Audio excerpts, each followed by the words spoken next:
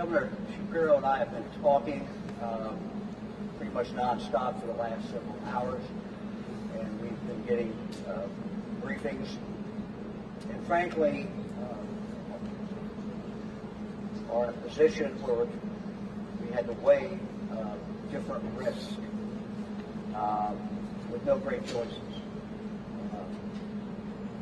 There's a concern, the railroad has a serious concern, which they can express to you, about an explosion with one or more of these cars. They describe an explosion as potentially catastrophic.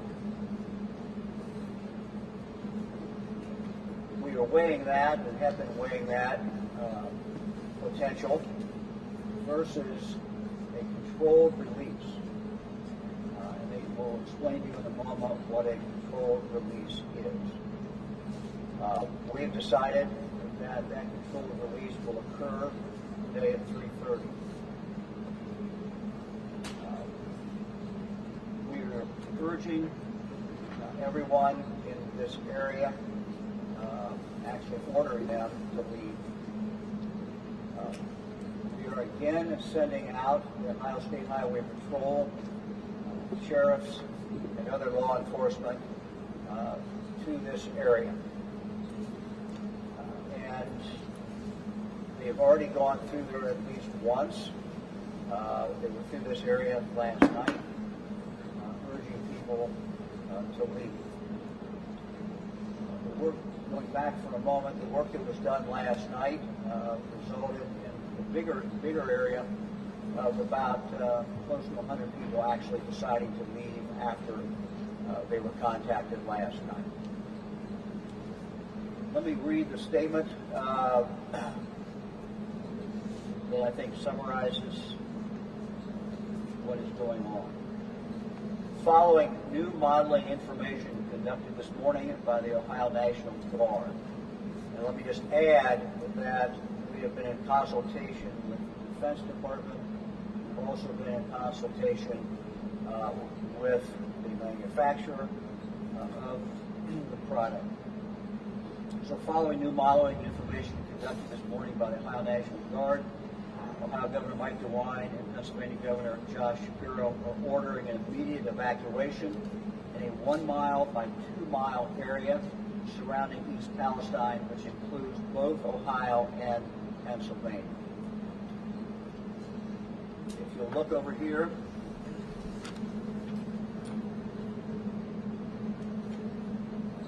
I'll get back to the mic, but the red area and the yellow area, the vinyl chloride contents of 5 rail cars are currently unstable and could potentially explode, causing deadly disbursement of shrapnel and toxic fumes. To alleviate the risk of this shrapnel, Norfolk Southern Railroad is planning a controlled release of the vinyl chloride at approximately 3:30 p.m. The controlled release of the toxic chemicals also has the potential to be deadly if inhaled. Those in the red area are facing grave danger of death if they are still in that area. Those living in the orange area are at risk of severe injury, including skin burns and serious lung damage. So this is you see the map. I'm going to ask, I think at this point, I'm going to start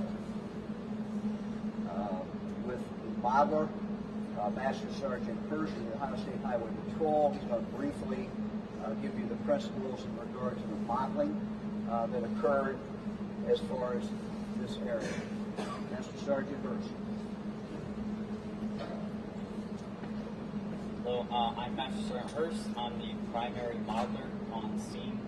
I can tell you we've extensively worked with the Defense Threat Reduction Agency, Combat Support Agency, the Department of Defense, our National Guard here, the railway crew themselves, and EPA in determining what went into this model. This model is an ongoing process. As things change, we revise these models. this is based on very conservative sort of metrics to best evaluate public safety and ensure that those in this affected area are best taken care of. And we've decided amongst ourselves that as of right now, based on the current weather patterns, that this model that you see here best represents the reality of the situation. Again, as weather conditions change, as new information becomes available, these also update, and they have quite frequently throughout the day. But at this time, just as Governor DeWine has already said, those in the red affected area, and we believe most of those people have been evacuated, are most at risk. Those in the orange stand very high proclivity for serious injury, especially to their lungs, and they should absolutely evacuate if not already done so. So we have people out now, as I said, who are knocking on these doors again to make sure that there is no one there. Let me ask the Fire Chief Draybeck to come up here, who has done an absolutely phenomenal job during this crisis. I'm going to ask him to describe exactly where this area is. And Chief, the mics are here, the map is there, so I don't hear you if you stay by the mics. Yes, sir. All right. As you can see, the area affected is at the easternmost part of our village. The streets in question that we're concerned about, that they are out canvassing once again, include, but not exactly limited to, Parker, South Pleasant, the BFI Access Road, Taggart Street, North Pleasant Drive, Failer Road, and East Martin, east of Pleasant. Again, we are canvassing these streets once again to try and ensure that everybody gets out of here, as we've been stressing the evacuations since the inception of this incident. The Pennsylvania side, we're working close with Pennsylvania as well. They're deploying their units to go back and do another sweep of that area again to cover their residents within this zone. We've been in contact with them. We're working very closely with them, making sure they have what they need to facilitate that as well. Chief, can you give any kind of description, though, for the Pennsylvania side? From my understanding, the Pennsylvania side, there are limited residents there. It is mostly a wooded area, a lot of some game lands within that portion. Very few homes, limited residents. We feel pretty confident they're able to get in there and get those. Thanks, Chief. Thank you, sir. Appreciate it very much. Let me now ask Scott Deutsch to come up from Norfolk Southern Railroad. He's going to talk a little bit about what this controlled release actually consists of. Thank you, Governor. The process that we're going to do today, we're going to place a small shape charge. It's going to create a hole about 2.5 to 3 inches in the tank car. This will allow the material to come out of the tank car. It'll go into a pit and trench that we have dug and set up for this operation. Inside that trench will be flares lining that trench that then will light off the material. We're doing this so that we control this tank car that we have concerns with, these tank cars. This allows us to control that operation and not have the car react and do it itself. So that's what we're going to be doing later on today. And the step the length of the release, how long does that take? Based on the amount of material in there, it could burn anywhere from 1 hour to 3 hours. It all depends how much is left from the initial fires. So that's what we're looking at. Can you also talk about the imperative of doing this during the day? Yes, sir. Because that was part of the rationale of the decision. Yeah. Part of the decision-making process that we followed was if the car started to react again, the cars, I keep saying car, if they started to react on their own again, we can't control that time of day when that would occur. That would in turn, we'd have to worry about an inversion and other things weather-related, okay? So we want to do it in the daylight, close to, prior to sunset as possible. That's our plan right now. want to talk for a moment also about the danger if the release is not done and what your concern is. So, if you had an inversion occur, it will hold down the products of combustion that would normally go up into the atmosphere, and that would start to make a layer and hold that in longer. If we do it during the daytime, that'll allow the products to just keep moving up into the atmosphere. It's better for everyone for us to do it then. For a moment in regard to if there's an explosion, if the release is not done, and it actually turns out to be an explosion, what that would consist of. Okay. So our controlled explosion, as I was telling you, we'll put a 2.5 to 3 inch hole in the car. If we don't do that, the car could continue to polymerize and the entire car will break apart. We can't control where that goes. So that's the reason for doing this, get moving on this, so we don't have to run into that, letting the car do it itself. We want to be able to control that situation. That's the safest way, is to control the situation, and that's with this operation we're going to take this afternoon. Thank you. Thank you, sir. Okay, more than happy to take questions. We have our experts up here, and start right there. Where this train originated, and if it went through Akron, Canton, Cleveland, any of the major cities here in Ohio? That'd be a question for the railroad if anybody knows. I don't know. I'm not sure right now. He doesn't have We that can get you that information, but information. that information is clearly available. Thank you, Governor. I guess this would also be for the Norfolk Southern gentleman. Twofold. This is in effect a controlled burn, essentially, that you're going to let the material out and then burn it so it doesn't do itself, correct? Correct. Can you, if you can come back? Correct, sir. The other question we've seen doorbell camera video prior to the explosion Friday night that showed one of the axles, at least on one of the trucks of those tankers, seemingly on fire. Did the train pass over any warning mechanisms that would have allowed the engineers to know we have a problem further behind us? I personally cannot comment on that because the NTSB has that investigation. They're controlling all that information. What are the long-term effects of this explosion and just the derailment in general? There's residents that are concerned about their seeing dead fish and worried about their water wells and aquifers now and in the future. So what do you have to tell concerned residents and what precautions can be taken? Yeah, let me ask James Justice to come up with the U.S. EPA. We'll talk for a moment about the air issue, air quality issue. And I believe we also have someone here who EPA, you want to come on up and talk about the water. James?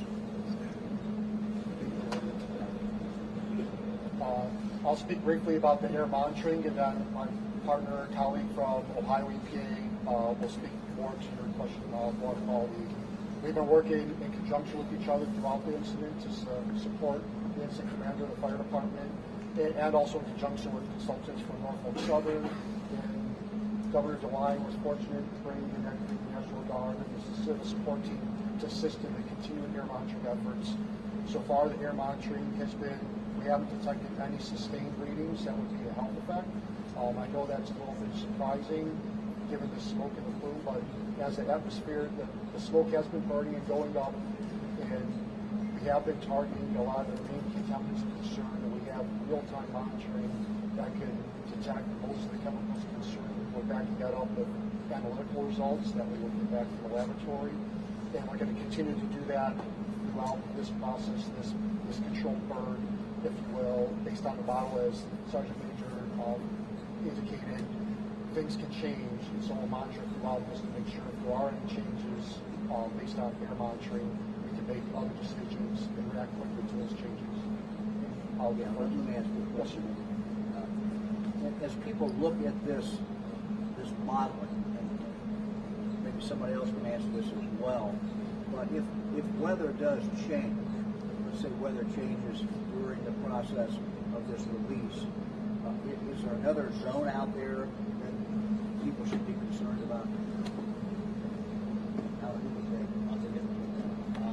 right, as I said earlier, as any kind of condition change, especially weather with direction, precipitation, we'll constantly reassess and revise what you see here on this model. Again, this is already an extremely conservative model, and we have a fairly significant, like a high degree of confidence in it. But to answer your question, Governor, any new information that we get, and we're working closely with the Defense Threat Reduction Agency and the EPA, we will continue to revise. I noticed that on this, we have another line out here. You want to talk about that? Roger.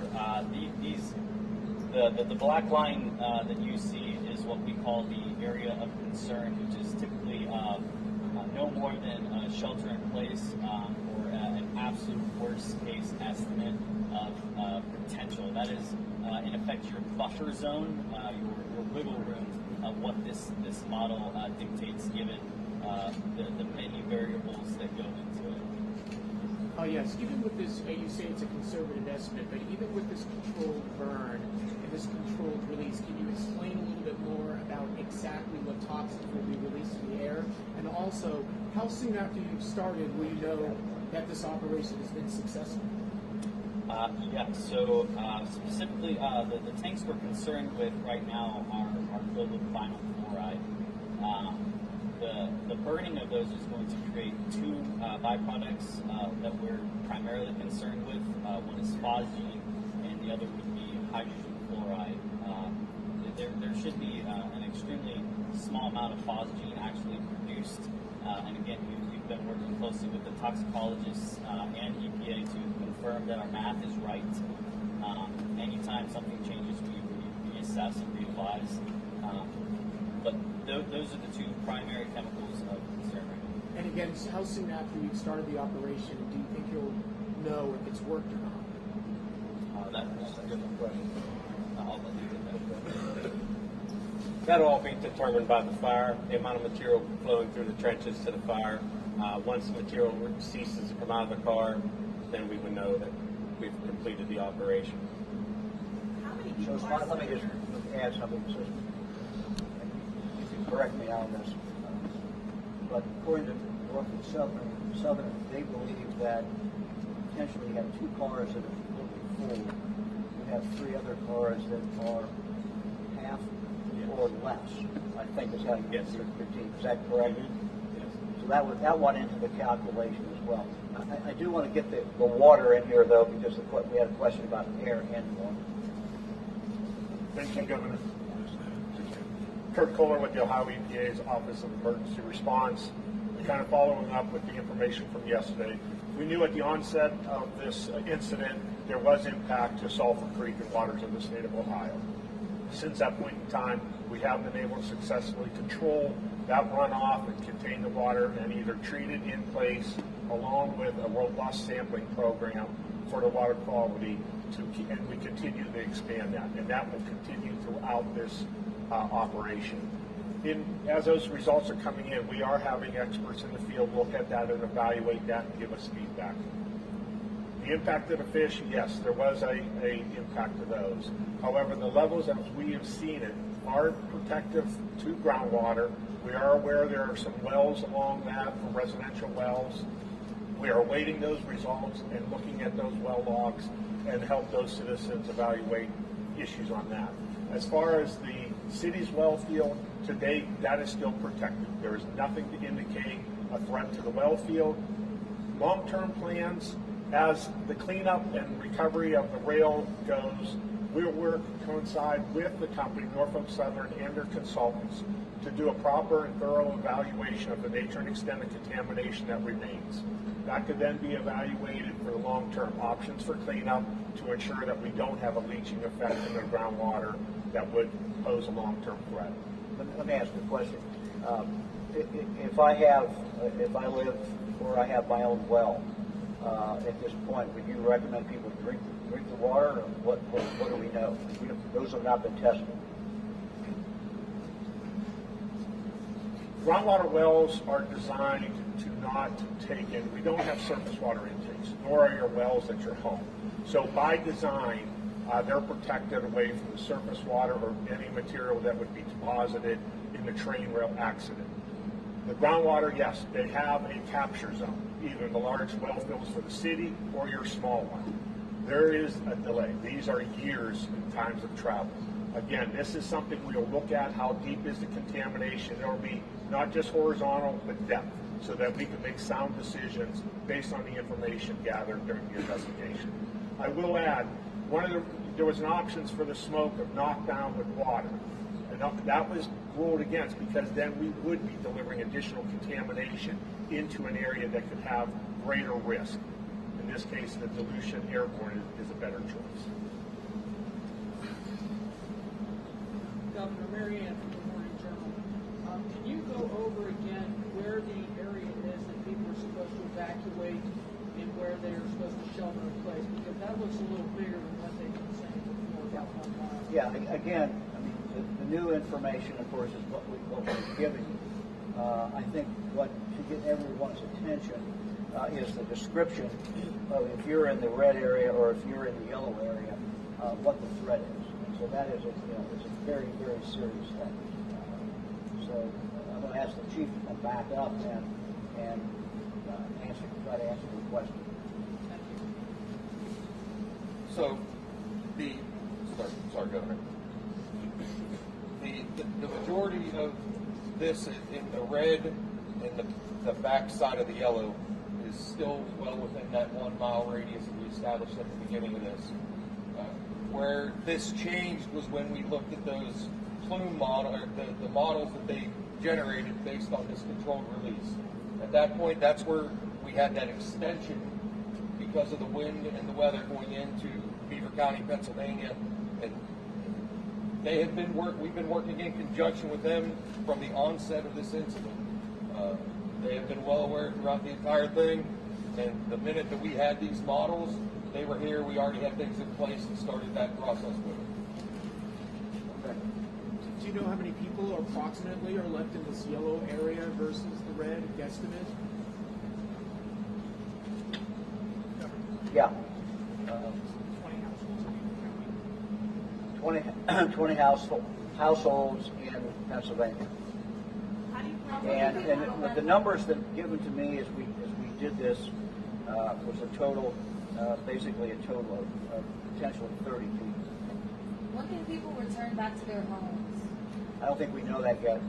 Governor, can you just to clarify? You said that there are 2 vinyl chloride for concern, and there are 2 cars filled with it, and another 3 that are half filled with it. How much material are we talking about in terms of gallons, pounds? Right. Let me see if somebody here's got the capacity. Anybody know it? My name is Lieutenant Farmer. You need to speak louder for us. My name is Lieutenant Farmer with the 52nd CST. It's a full tank car had approximately 177,000 pounds.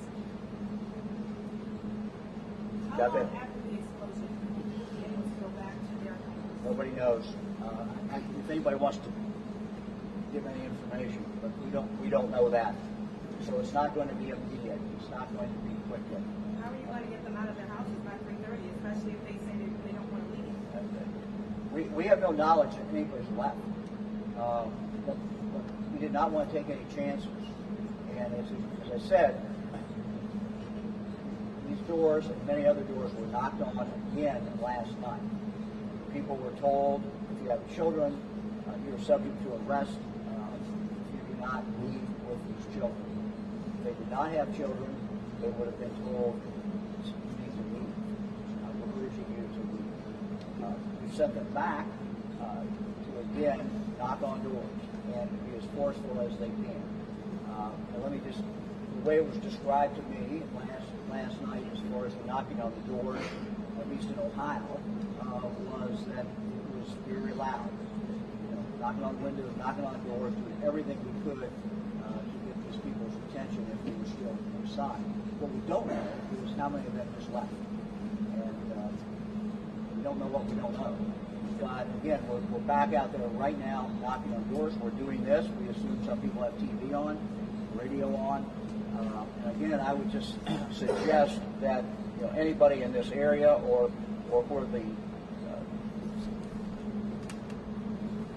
where the black line is needs to be. I would leave the fire in that area.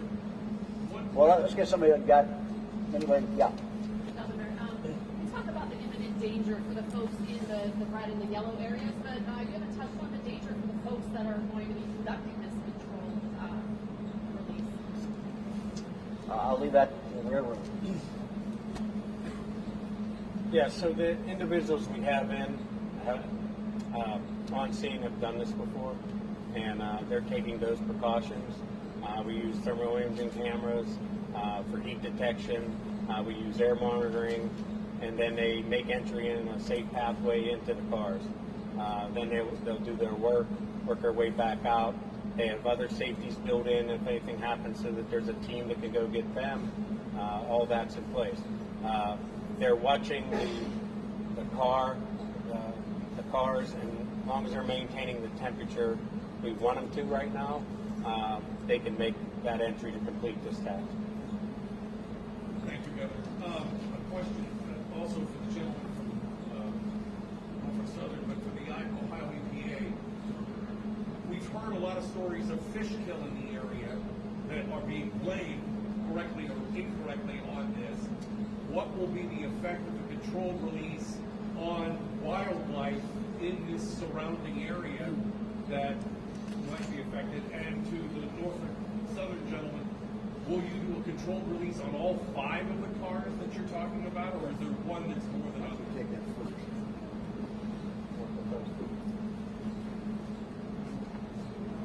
Again, the missions of the EPAs are to protect public health and the environment. We are aware that wildlife may be in the area, and I don't know if there's methods.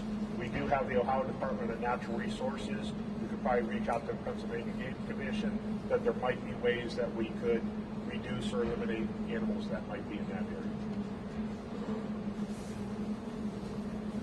So the area where the actual pit is dug is on railroad property, and it's in the trench right along the tracks in that area there.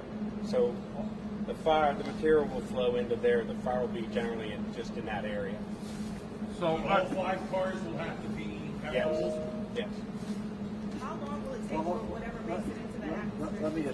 Let me stop a minute. I want to get a little bit into Pennsylvania, Beaver County.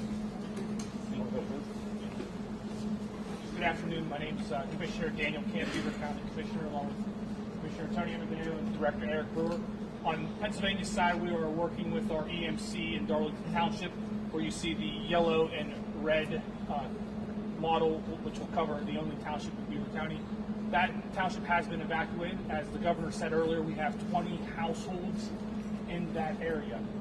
We are working with the EMC coordinator, our local police department, to revisit those houses to urge all residents in Beaver County. That will be 3 roads: East Palestine Road, Taggart Road, and the top quarter North State line. So we are urging our residents to leave as soon as possible, and we will continue to work with Columbia County EMA in the state of Ohio to get these people back into their house as soon as possible. Now, again, just to reiterate, in Beaver County, we're still in the 1 mile recommended evacuation zone. Most of those residents were out last night, so it's not a big change for us. We're just going back. The local and state police are going door to door to reinforce that recommended evacuation. Who else? I'm sorry, I think there's 20 households, and then I heard 30. So how many in the entire affected area? How many people in the entire Look, we don't know for sure. We went to the number I gave you, which was 30, is basic, but that's only on census tract. We don't know who's moved in, who's moved out. We don't have those numbers. That's in the entire yellow and orange, correct? Yes. Thank you. Anybody else? How long will it Hey, this is for Norfolk Southern. Explain the process. Are you going after the half-full tanker cars, or the full ones first, or is it simultaneously? For safety purposes, simultaneously. So once you open it up and start to fire and go down to the pit, you can't get back into the other cars. So they'll all be done simultaneously. So all the charges will go off at the same time. On 5 cars. Can you explain why this threat was elevated around 48 hours after the train derailed? Why the evacuations came out late Sunday night? Why the response from you came out Sunday night, Governor? I had a briefing Sunday night about 7 o'clock.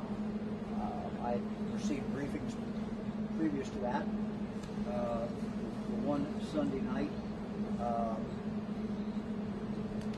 basically expressed grave concern about an explosion. And the explosion was described as catastrophic. Then, there was also in that briefing the discussion of what could be done to avoid that. And the thing that could be done was this controlled release. We rarely had information Sunday night of one particular car that the temperature was rising, and they told us if it continued to rise, that they certainly could have an explosion. So the information, all along we've been taking all the information that we can and trying to make judgments. I think the good news is that everyone, Pennsylvania and Ohio, were very cautious. We went out early on as far as evacuation. I can't say enough for the fire chief here. He's done, I think, a good job. The mayor, I think every local officials have done a phenomenal job. And they started this process of getting people to evacuate. We were concerned, candidly, that we had at least out of the initial zone area, we had over 500 people that were still, as far as we could tell, still there. I sent them back out last night. I activated the Ohio National Guard to come in and to do traffic, sealing off areas.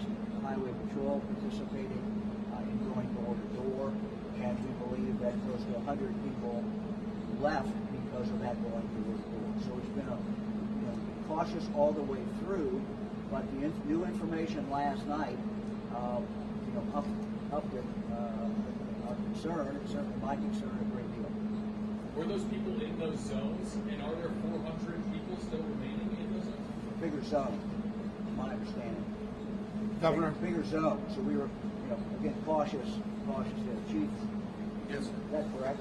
I'm sorry, I didn't hear the question. Well, my statement that the initial area that we sent people door to door and we tried to clear out, bigger than this.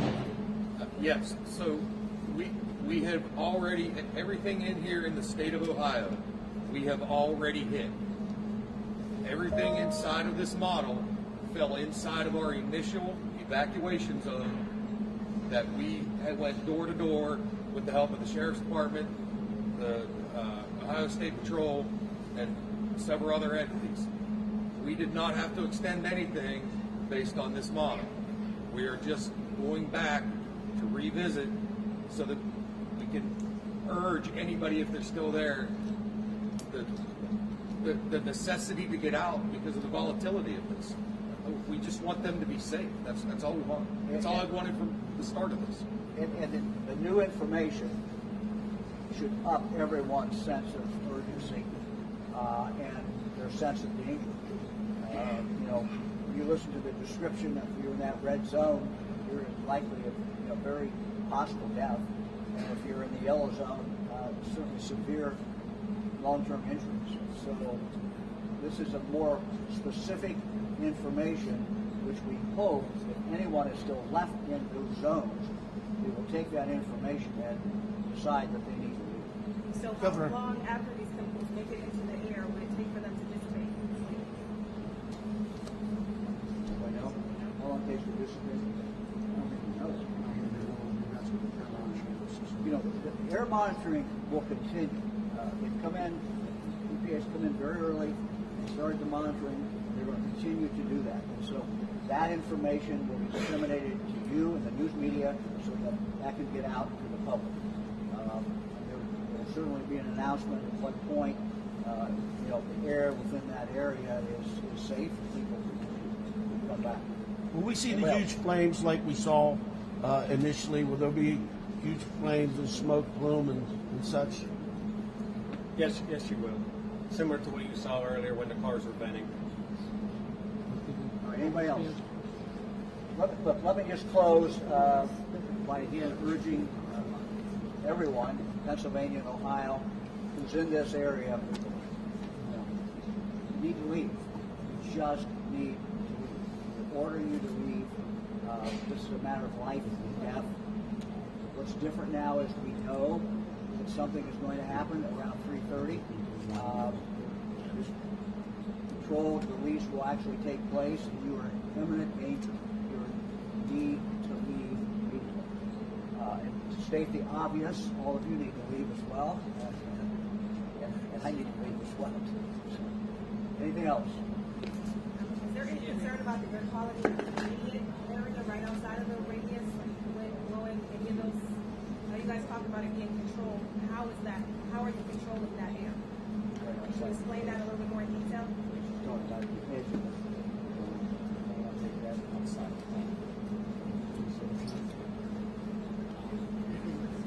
We have taken some preliminary air samples, and outside of that is, as of right now, negligible. Again, like I continue to say, the National Guard is working very closely with DITRA, EPA, and the railway.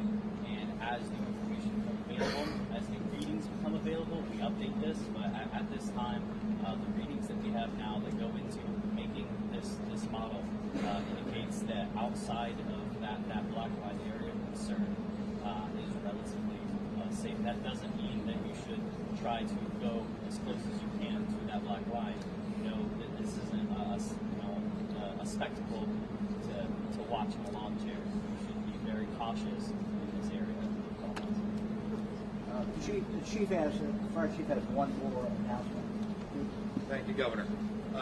In order to provide an extra layer of safety, working again in conjunction with Norfolk Southern, we have called Ohio Edison in. We are going to shut down the power in that area. In order to do that, Ohio Edison needs to do some switching of stations. That is going to cause what has been described to me as a brief interruption of approximately 5 minutes to this area where we're at. Long enough to switch that power so that we can retain power here and to the citizens on this side that are outside of that mile. So here, real quick, when the governor tells me we're done with this, it's going to get dark in here real quick, so don't hang around. Okay, thank you. Yeah. Can we get the spellings of the gentleman who spoke? Spell your name. And your Chief? Fire chief for the village. What? Go ahead. Fire chief for the village of East Palestine. Keith Dravick. Keithdravik.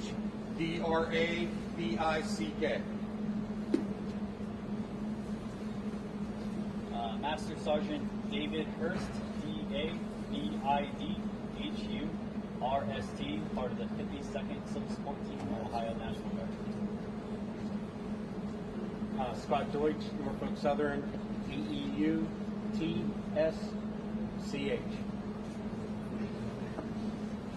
Kurt Kohler, Ohio EPA, Office of Emergency Response, KURTKOLLAR.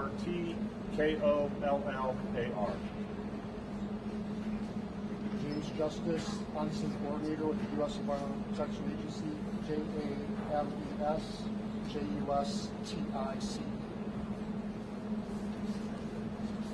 Daniel Camp, Beaver County Commissioner, Pennsylvania, DANIELCAMP. Eric Brewer, Director of Emergency Services, Beaver County, BRICBREW. All right. Is there another Thank you all very much. Is there another staging area, or just unclear? Where are we? Good question. You're saying we're not safe here, is that correct? Yeah. Another staging area? Chief? Another staging area for media? Yeah. You're saying we're not safe here, correct? You're safe. I mean, You're outside of that mile evacuation Outside zone. of Okay? But Your choice. your choice, but I need you out of here for safety reasons. I don't want this power to go out and you guys to walk and trip. So I'm going to give you about 4 minutes to gather your equipment and get to the outside. Thank you. Yes, ma'am.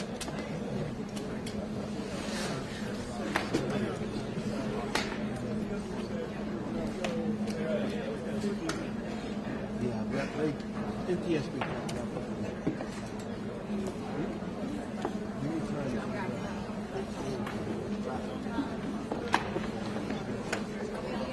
Is this graphic made public anywhere online? Yeah. I thought it was. It's out there. You know where? About 5 seconds. I'm going to take my